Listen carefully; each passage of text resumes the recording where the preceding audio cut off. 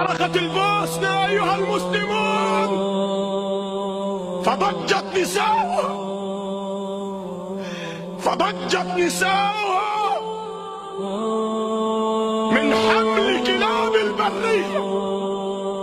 نحن أحفاد أبا بكر والفاروق عمر، نحن أحفاد علي، نحن أحفاد علي وعثمان، نحن أحفاد فاطمة، نحن أحفاد الحسن والحسين.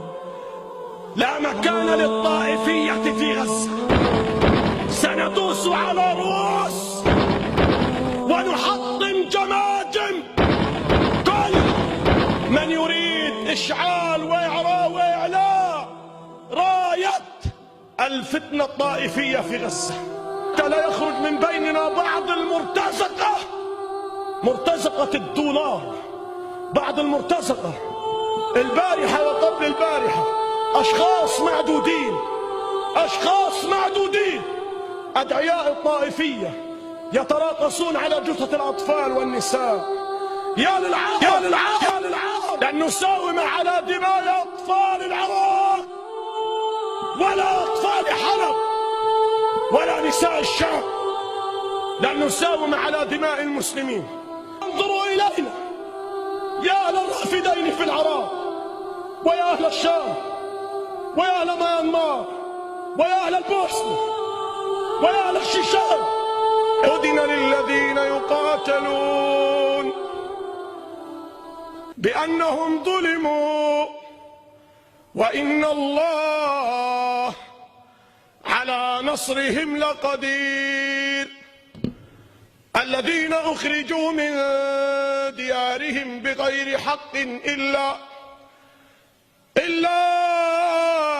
أن يقولوا ربنا الله.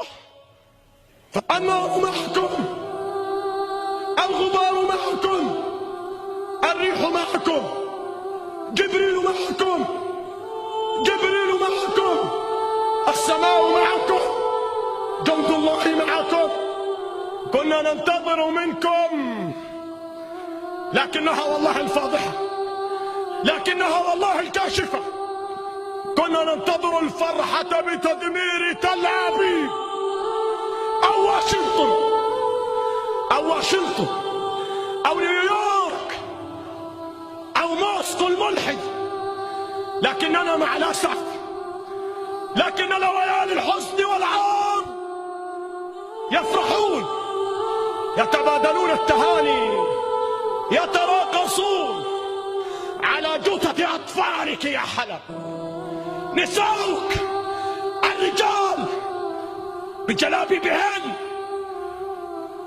وخمارهن يخرجن من تحت ركام قنابل بوتين يغطي العمليات الحربية. من قتل رجالنا ونساءنا في البوسنة والشيشان، أين الحياة؟